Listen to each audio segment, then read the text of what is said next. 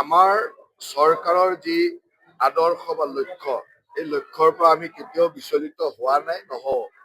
আমাৰ দায়িত্ব আছিল যে অসমৰ বিকাশ আৰু সুৰক্ষা। বিকাশ আৰু সুৰক্ষাৰ কাৰণে এইবাৰ অসমৰ জনসাধাৰণে এনেকুৱা অভূতপূৰ্ব সমৰ্থন জনাইছে।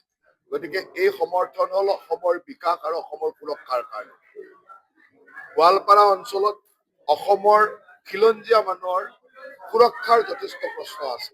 ই বেদখলেই হওক, বিভিন্ন ধৰণৰ বনাঞ্চলৰ পৰা ধৰ্মানুষ্ঠানৰ বেদখললৈকে ইয়াত আছে। গতিকে এইবিলাকৰ ক্ষেত্ৰতো চৰকাৰ একেবাৰে স্পষ্ট।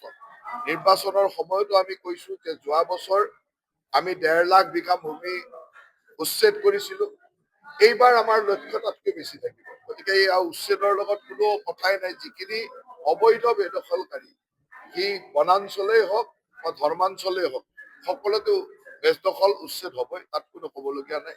আৰু আজি আমি ইয়াত অহাৰ মূল লক্ষ্যটোৱে আছিল যে এই ৰাভা হাছং অঞ্চলৰ বহুদিনীয়া কিছুমান সমস্যা আছিল, যি সমস্যা বিশেষভাৱে খিলঞ্জীয়া জনগোষ্ঠীসমূহৰ মাজত কেতিয়াবা সৰু সৰু ভুল বুজাবুজিৰ কাৰণে অইনে সুবিধা লৈ আছে।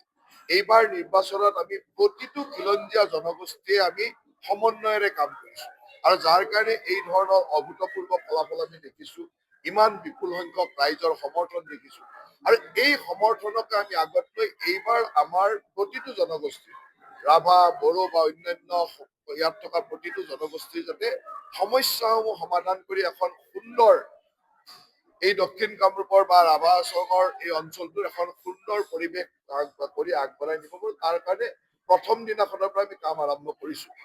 নিৰ্বাচনত বিজয়ী হোৱাৰ লগে লগে আমি যেনেকে অসম গণ পৰিষদ দলৰ কাৰ্যালয়লৈকে গৈছো, তেনেকে ৰাভা হাছঙৰ অঞ্চললৈ আহি যৌথ সংগ্ৰাম সমিতি BCCৰ লগত বহি আমি আলোচনা কৰিছো। এতিয়া ইয়াৰ পৰা আমি কোকৰাঝাৰলৈকে যাম। BPF, বিজেপি আৰু তাত থকা বেলেগ বেলেগ বিভিন্ন সংগঠনৰ লগত আমি বহি আলোচনা কৰিম। আমি সকলোকে একলগ কৰি লৈ মুখ্যমন্ত্ৰী হিমন্ত বিশ্ব শৰ্মা ডাঙৰীয়াৰ নেতৃত্বত এখন বিকশিত আৰু সুৰক্ষিত অসমৰ কাৰণে কাম কৰিব। এই কথাটো যথেষ্ট আগবাঢ়ি আছে। ইতিমধ্যে আমাৰ গৃহমন্ত্ৰী, কেন্দ্ৰীয় গৃহমন্ত্ৰী ডাঙৰীয়াই স্পষ্টতাৰে কৈছে যে অতি শীঘ্ৰে ইণ্টাৰলকেটৰ এপইণ্ট কৰা হ'ব, আৰু ইণ্টাৰলকেটৰ অহাৰ লগে লগে এই প্ৰচেছটো আৰম্ভ হ'ব। প্ৰচেছটো তীব্ৰ গতিৰে আৰম্ভ হ'ব। গতিকে সেই কামটো নিৰ্বাচনৰ কাৰণে ৰৈ আছিল। মই ভাবো যে নিৰ্বাচন শেষ হোৱাৰ লগে লগে এই কামখিনি আগবাঢ়িব। 100% হোৱা, ইয়াত কোনো কথা নাই। কাৰণ ইয়াত যথেষ্ট সংখ্যক সন্দেহজনক ভোটাৰ আছে। গতিকে এই ভোটাৰসকলক ক্লিন এখন ভোটাৰ লিষ্ট কৰিবৰ কাৰণে SIRৰ প্ৰয়োজন, আৰু SIR হ'ব। ইয়াত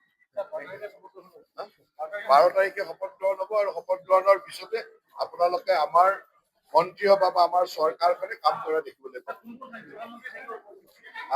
আমাৰ মাননীয় প্ৰধানমন্ত্ৰী ডাঙৰীয়া ইতিমধ্যে শপত গ্ৰহণ অনুষ্ঠানত থাকিব বুলি জনাইছে। গতিকে আমি সকলোৱে তেখেতক আদৰিবৰ কাৰণে ৰৈ আছো।